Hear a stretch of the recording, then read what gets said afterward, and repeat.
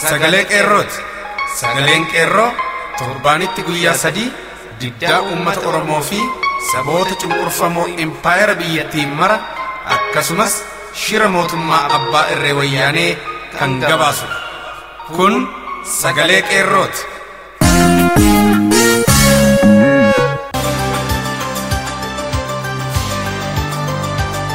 Hagayya 8 bara 2016 harka fuune akkam jirtu kabajamoo jaallatamoo dhaggeeffattoota sagalee qeerroo. Kun qophii sagalee qeerroo kallattiin Oromiyaarraa isiniif darbudha. Duraan dursa oduulee guutuu Oromiyaa keessatti gidduu kana taasifamaa ture wal duraa duubaan isiniif dhiyeessina. Godinaalee fi aanaalee Oromiyaa garaagaraa keessas dhaadannoolee dhageessifamaa turanii fi intarviiwulee adda addaa aslii Oromoo dhaggeeffattoota keenya waliin gootes isin biraan geenya. Qophii addaa barruu barreessaarraa fudhannee kan mata dureen isaa maal baranne maalitti harkaanfanna jedhus jaal Irbuu Sabaa qabatee isiniif dhiyaata. Wallee warraaqsaa haaraa jaallatamtuu kabajamtuu akkasumas sabboontuu seenaa Solomoonii fi sabboonaa Gammachiisa Barraa qaama sagantaa keenya guyyaa har'aati.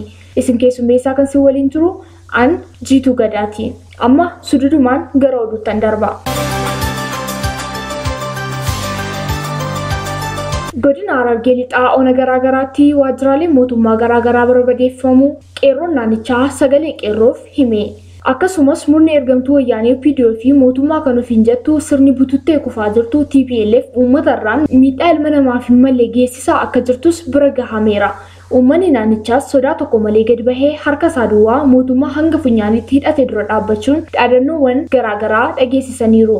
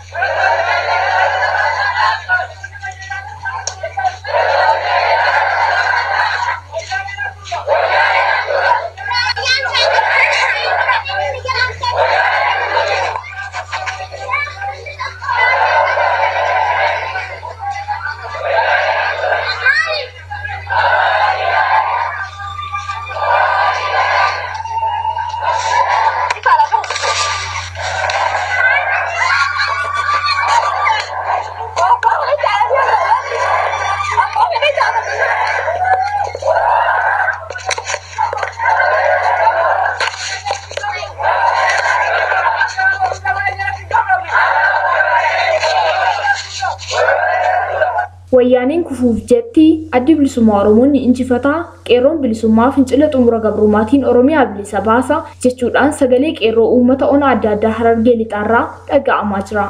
Bifuma wal fakkaatuun waajjiraalee wayyaanee ona hedduu keessatti barbadeeffamaa jiru. Godinaalee addaa Oromiyaa Sabbataa, Galaan, Alamganaa, Laga Xaafoottis dhaadannoowwan halkan kana qeerroodhaan maxxanfamaa jiran. Qabeenya diinaa Oromiyaa keessaa haa barbadeeffamu, daandiin konkolaataa wayyaanee deemsisuu Oromiyaa keessaa haa citu, wayyaaneen nurraa haa galtu, Oromiyaan bilisa bahuuf jetti, addi bilisummaa Oromoon abbaa biyyaati jechuun mirga lammummaa isaanii kabachiisuuf jecha dhaadannoo isaanii firattis diinattis dhageessisaa oolaniiru. Mee haala magaalaa Finfinnee hiriira dheengaddaa irratti hundaa'ee waan keessa jirtu nuuf himte? Wanti nuti ilaalaa jirru hiriiraan wal qabatee jalqabumayyuu hiriiraan wal qabatee dhimma kanaaf inni fayyachuu hin danda'a.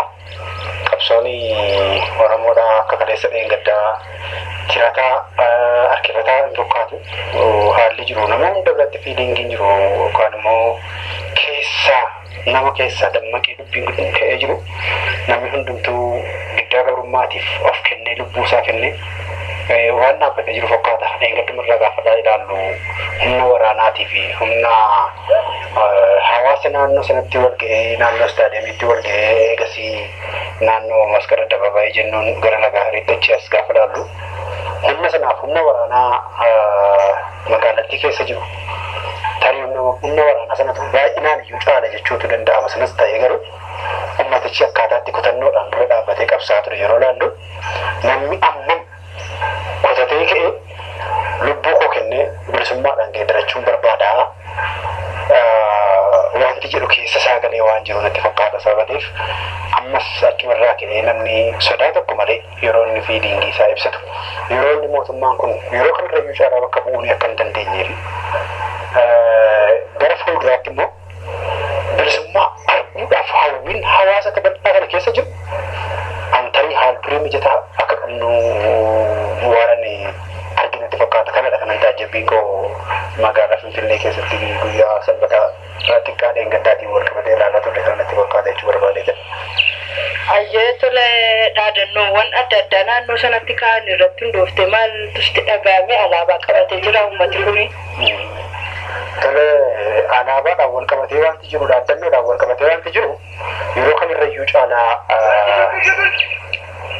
wayyaaneen umurii isaa dheereffachuudhaaf hojii guddaan hojjetaa ture keessaa inni guddaan namoota yaada isaa gargar baasu namooti kan sabaaf sablammoota gidduutti namni diinummaadhaan akka inni wal ilaaluudha kan fedhamaa ture har'a garuu sun cabee beetu saboota sabaaf sablammii biyyattii keessa jiruuf illee uummati Oromoo kun ofirra darbe sabaaf sablammii biyyattiitiif dhaadannoo inni dhageessisaa ture garmalee kan nama ajaa'ibu ta'eeti kanan argisa ta'eef kun tarii yeroo kamirrayyuu caalaa umurii wayyaaneen gabaabsa kan jedhu sun arge alaabaan uummati fudhatee bee ittiin akkasitti dammaqinaan suni alaabaa sanaaf jaalala akkamii kan inni qabu alaabaa Oromootiif jaalala akkamii kan inni qabu lubbuu isaatiin illee dabarsee geeddaruu akka inni barbaadu wanta guddaadha kanan taajjabe jechuu barbaadeetaniin kanadha kanan arge.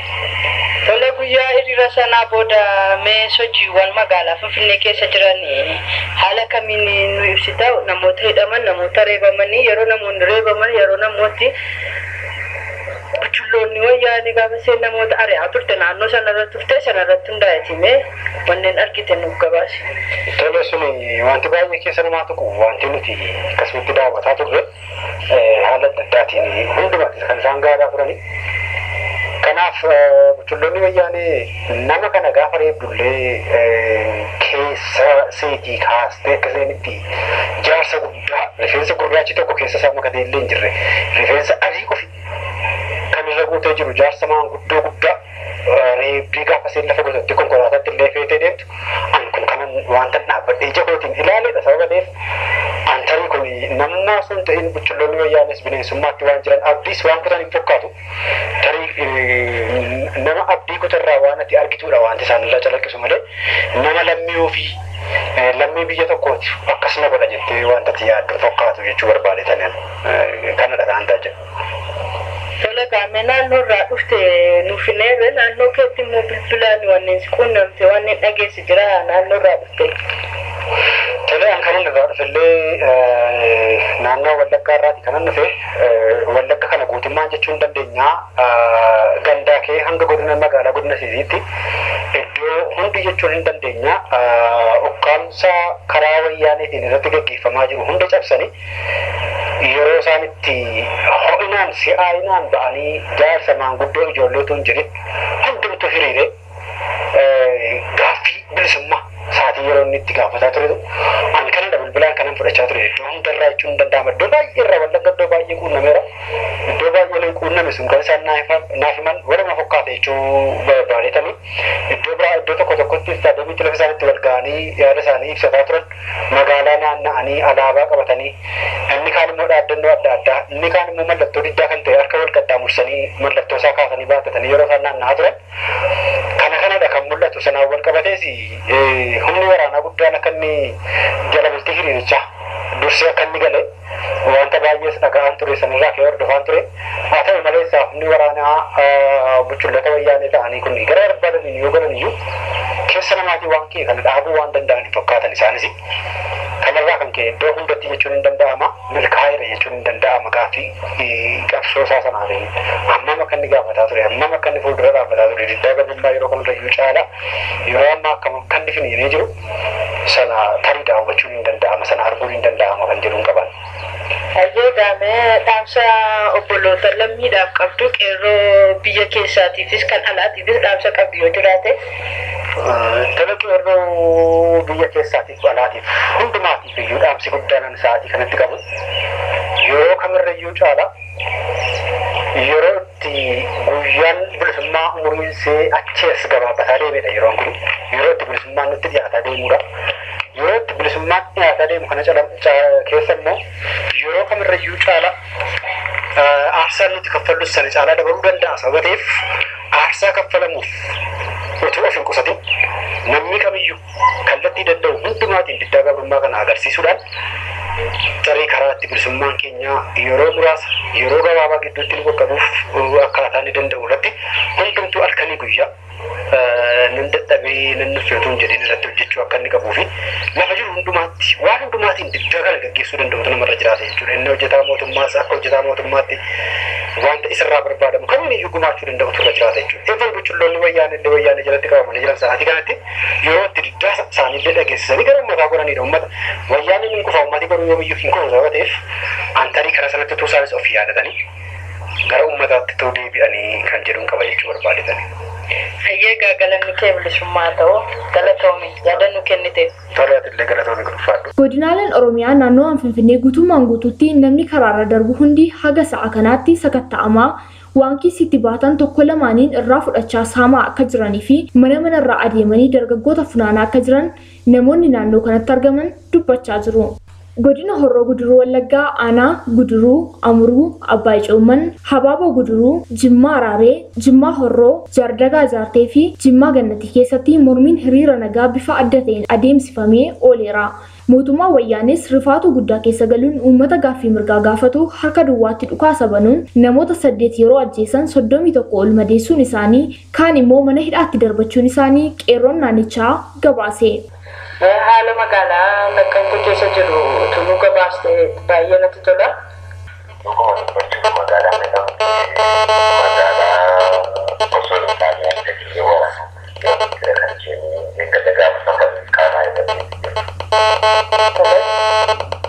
asirratti gaafa namoota qasana dhufaalee ganama isa eegale hanga halkan guutuu illee dhufaa bulittidha kan inni ga'ee ture.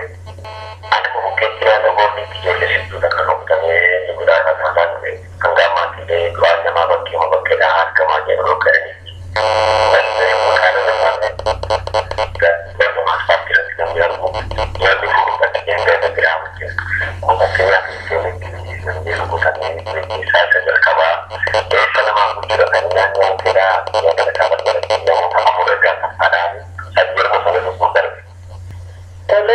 Magaalaa Naqqamtee keessatti namoota meeqatu du'e jetta amma si danda'ametti immoo sagalee keetti ol kaasee dubbadhu.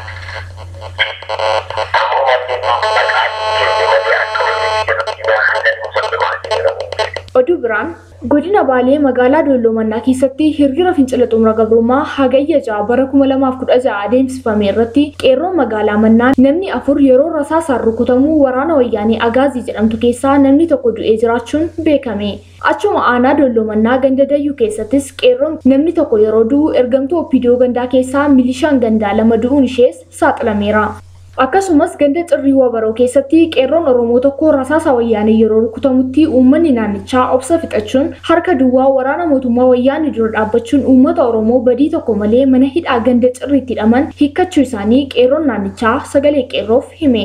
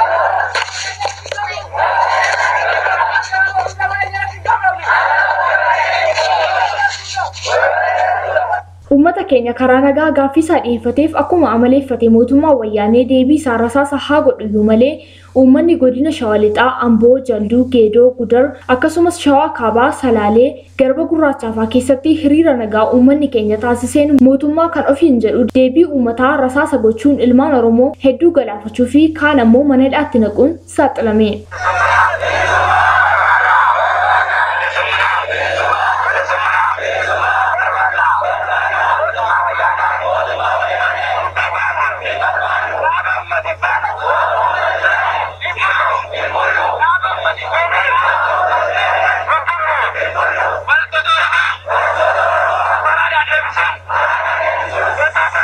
Oduun keenya guyyaa har'aa kana fakkaata ture. Qophiilee keenyaaf waliin turtii gaarii.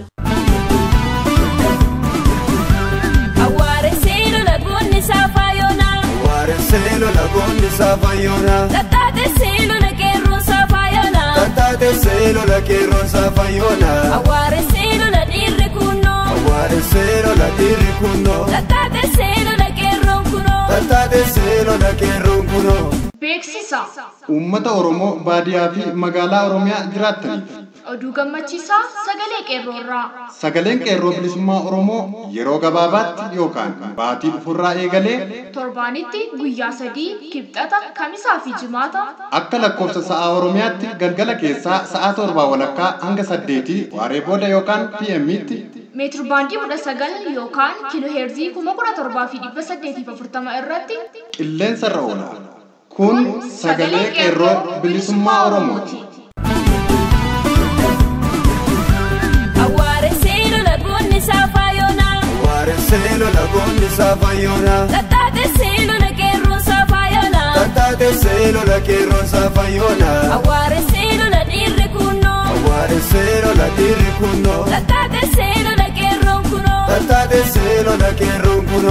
Maal barannee maalitti tarkaanfannaa?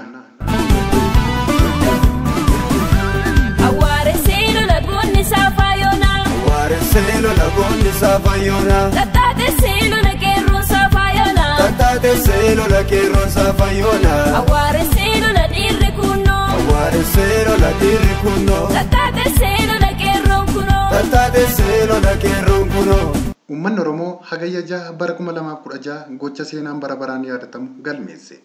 Oromiyaa mara keessatti hiriiree ajjeechaa nurraa dhaabaa biyya keenya keessatti ofiin of bulchinee nagaan haa jiraannu. Humna waraanaa nurraa kaasaa lammiiwwan keenya mana hidhaa keessatti dararaa jirtan nuuf hiikaa.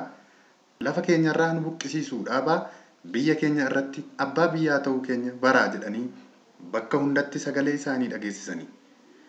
Seenaa Oromoo keessatti guyyaan kana fakkaatu kanaan dura hin argamne.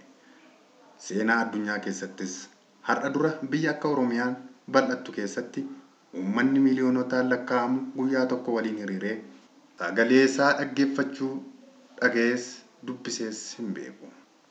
Hagayya 6 seenaa Oromoo keessatti qofaa otoo hin taane seenaa addunyaa keessattis iddoo olaanaa qabaata. Uummanni Oromoo bakka jiru hundatti boonuu qaba. Gama biraan hagayyi 6 bara 2016 guyyaa gaddaa ta'ee bara baraan yaadatama. Lammiiwwan lakkoofsaan 50 ol ta'an haala suukanneessaadhaan ajjeefamanii wareegama bilisummaa ta'aniiru. Dhibbootaan kan lakkaa'aman madaaniiru. Lakkoofsi isaanii kan hin beekamne mana hidhaa galaniiru. Maatiif firri ollaaf biyyi gaddaa jira. Bahaa hanga lixaatti, kaabaa hanga kibbaatti Oromiyaan maatii gaddaa jiru ta'uun ifaadha. Isaan kanas seenaan bara baraan ni yaadata. Gadda kana keessaa ba'uun kan danda'amu injifannoo booda. Hagayyi 6 bara 2016 maal nu barsiisee darbee? Akka ilaalcha kootti barnoonni tokkoffaan Oromoon dammaqee mirga isaatiif falmachuuf ka'uu isaati. Bara Oromiyaan harka diinaa galte sana Oromoon waliin beeku ture. Gabroonfataan nu keessaa gariin yeroodhaaf firoonfatee isa kaan diinoonfatee tokko tokkoon biyya keenya dhuunfate. San booda hunda keenya gabroomse. Seenaa kana guddaan, seenaa kana gaddaan yaadanna. Amma sun jijjiiramee Oromoon tokkoomee kutannoo guddaadhaan ka'eera. Addaa addatti qoqqoodamnee irbaata diinaa ta'uun hafeera. Gabroonfamuunis bilisoomuunis kana booda walumaan dhaabbanneeti. Dhugaan kun Oromiyaa bal'oo keessatti hagayya 6 bara 2016 dhiigaan barreeffamee seenaadhaaf gabaafameera. Kan lammataa maal baranne? Akka ilaalcha kootti diinni mirga keenya nu sarbee jiru garaa laafina takkaallee akka hin qabne ta'uu isaati. Hanga Oromiyaan bakka adda addaatti dhiigni dhangala'uu dhagahutti mootummaan wayyaanee har'a akka kaleessaa uummata nagaa irratti dhukaasa hin bantu ta'a shakkii jedhuun qaban ture. Shakkiin koo sun hiriirri Oromoo guddichi jalqabamee sa'aatii tokko utuu hin guutiin deebii ani dhaga'uuf eegaa hin turre argate. Diinni duruu diinuma ta'uun balaqqiin ifee natti mul'ate. Lammiiwwan akkuma kootii hubattan hedduudha jedheen amana. Kana booda shakkiin takkaayyuu jiraachuu hin qabu.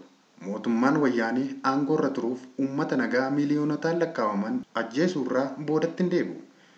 Barnoota kana uummanni Oromoo barateera jedheen amana. Edda kana ta'ee kana booda maalitti tarkaanfannaa? Gaaffii kana gaafachuun gowwaa nama fakkeessa. Deebiin ifaa waan ta'eef. Sangaan iyyuu qalachuuf yeroo yaalan lubbuu isaa hambifachuuf ni dhidhiittata miti. Ilmi namaas ajjeefamuurraa of hambisuu filachuun gaaffii maalii qabaare? Gowwaa nama fakkeessayyuu yeroon ammaa kun kan itti gaaffii kana itti wal gaafannu. Deebiin uummata Oromoo maal akka ta'e hunduu beeka waan ta'eef himuun hin barbaachisu.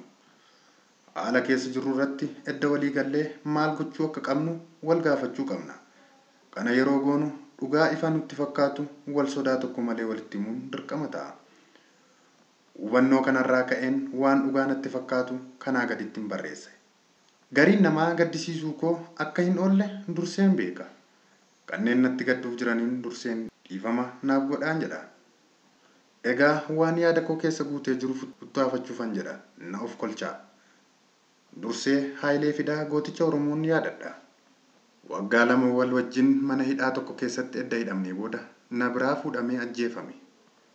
Maaliif maqaa nama du'ee kaaftaa kannaan jettan yoo jiraattan deebiin koo gabaabaadha. Haayilee Fidaa sabni dammaqee dhaabaan gurmaa'e hidhannoo argate ni injifata jedha ture. Jechi isaa kun haala amma Oromoon keessa jiru wajjin kan wal qabatu waan ta'eefan maqaa nama du'een kaase. Akkuma olitti tuqee ture Oromoon dammaqeera. Dhugaa kana lammaanis halagaanis sirriitti hubateera. Lammiin yeroo gammadu halagaan sodaa keessa galee jira. Kun dhugaa shakkamuu hin danda'amne natti fakkaata. Haal duree injifannoo 3 Haayilee Fidaa lafa kaa'e keessaa tokko guutee argameera jechuudha. Hundi keenya kanaaf gammaduu qabna. Uummata Oromoo biyya keessa jiru keessumaa qeerroorraa maaltu eegama? Dirqamni guddaan natti mul'atu bakkaa bakkatti haala ammaa caaluun wal ijaaruudha. Wal ijaaruu jechuun koo wal kakaasanii hiriira waliin ba'uu qofaa miti. Inni ammaayyuu itti jirama. Ijaarsa bor yeroo uummanni injifannoo argatu bakkaa bakkatti biyya bulchuu danda'u uumuu barbaachisaadha jechuu kooti. Ijaarsi akkasii qaamolee adda addaa of jalaa qabaata. Fakkeenyaaf kan bulchiinsaa, kan nageenyaa, kan ittisaa fi kan kana fakkaatan gabaabumatti ijaarsa gulantaa gandaatii aanaatti, godinatti dirqama bulchiinsaa ba'uu danda'u jechuu kooti. Oromoo biyya alaa jiru irraa ammoo maaltu eegama? Dirqamni guddaan qabnu uummata biyya keessatti diina dura dhaabbatee abbaa biyyummaaf falmaa jiru haala qindaa'aa fi itti fufinsa qabuun deeggaruudha. Jiruun bor otoo hin ta'in har'a jalqabuu qaba. Garee qabsaa'ota godinaalee Oromiyaa keessa jiran wajjin hariiroo uumuudhaan deeggarsa biraan ga'uu danda'u godina hundaaf uumuun barbaachisaadha. Fakkeenyaaf garee godina Arsii Lixaa irratti xiyyeeffatee qabsaa'ota godina sanaa jiran wajjin hojjetu. Godinaalee hafaniifis akkasuma. Akkanaan hojjechuun waan lama gargaara. Tokkoffaa ijaarsiif qabsoo wal fakkaataan bakka hundaatti akka jajjabaatan taasisa. Lammaffaa godinaaleen hundi quba wal qabaatanii akka waliin socho'an jajjabeessa. Jiruu kana fakkaatu hojjechuuf Oromoon biyya ormaa jiraatu bakka hundatti walgahii godhachuun itti mari'atee ejjennoo tokko irra gahuu qaba. Walgahii akkanaa qopheessuuf gareen qindeessuu tokko dhaabbachuu qaba. Gareen kun karoora baasee walgahiin hawaasa Oromoo Ameerikaa Kaabaatti, Awurooppaatti, Awustiraaliyaatti akkasumas biyya Arabaatti haala wal fakkaataadhaan akka qophaa'u taasisa. Ejjennoon wal fakkaatu akka fudhatamu taasisuuf jiruu barbaachisu hojjeta. Dhimma kanarratti Oromoon biyya ormaa jiraatu mari'achuu qaba. Barruu barreessaarraa fudhatame horaa bulaa.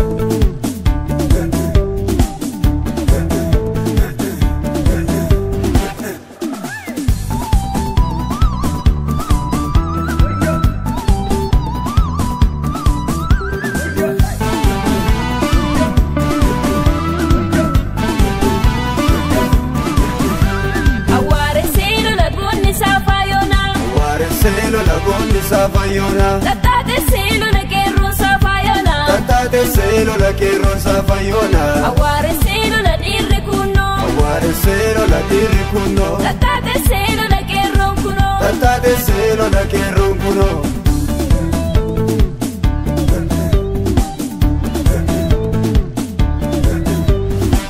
Dupin boreto.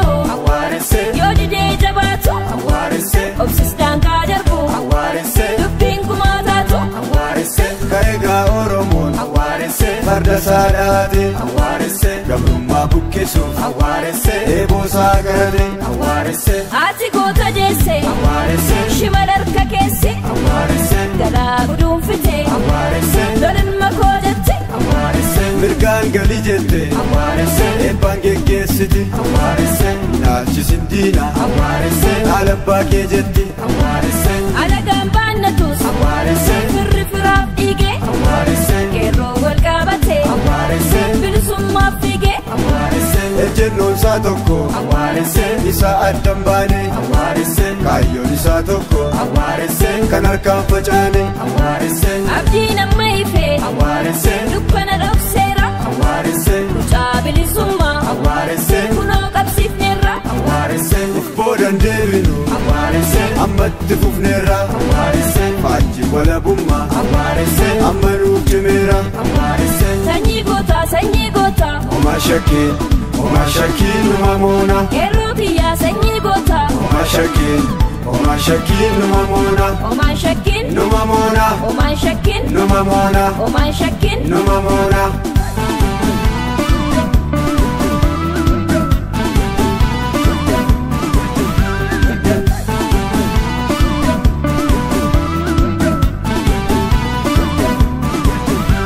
Awwaare seelo lagoonni Safayona. Awwaare seelo lagoonni Safayona. Tatate seelo la qeerroo Safayona. Tatate seelo la kerroon Safayona. Awwaare seelo la dirri kuno. Awwaare seelo la dirri kuno. Tatate seelo la qeerroon kuno. Tatate seelo la kerroon kuno.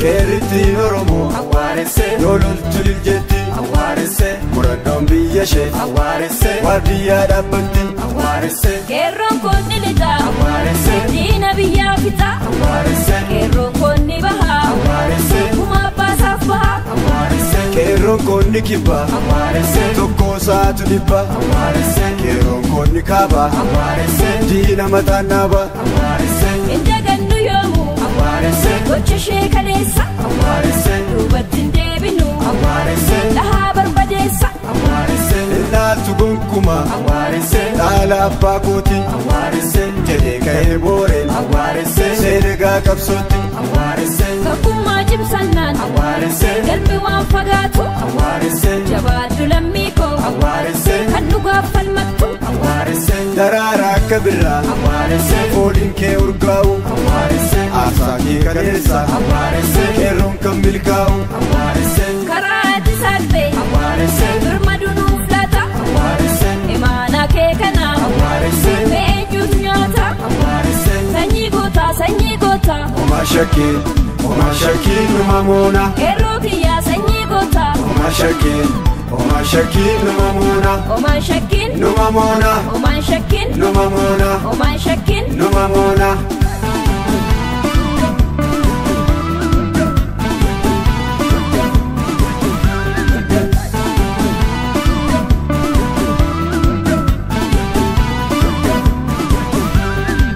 Qeerroon konni lixaa hin beelofte moonnee botte yaabbee. Hin beelofne hin beekonne aariin na luchiisa yaabbee. Qeerroon konni bahaa hin beelofte moonnee botte yaabbee. Hin beelofne hin beekonne aariin na luchiisa yaabbee. Qeerroon konni kibbaa hin beelofte moonnee botte yaabbee. Hin beelofne hin beekonne aariin na luchiisa yaabbee. Qeerroon konni kaabaa hin beelofte moonnee botte yaabbee. Hin beelofne hin beekonne aariin na luchiisa yaabbee. Hin beelofne hin beekonne aariin na luchiisa yaabbee. Hin beelofne hin beekonne aariin na luchiisa yaabbee. Aariin na luchiisa yaabbee. Aariin na luchiisa yaabbee. Egaan dhaggeeffattoota keenya qophiin keenya sagalee qeerroo har'aa kanuma irratti goolabama. Waan nu dhaggeeffattaniif galanni keessan bilisummaa haa ta'u jecha sagantaa keenya guyyaa biroon haga wal agarrutti nagaan nuuf tura. Injifannoo uummata Oromoof. Gadaan gadaa bilisummaati.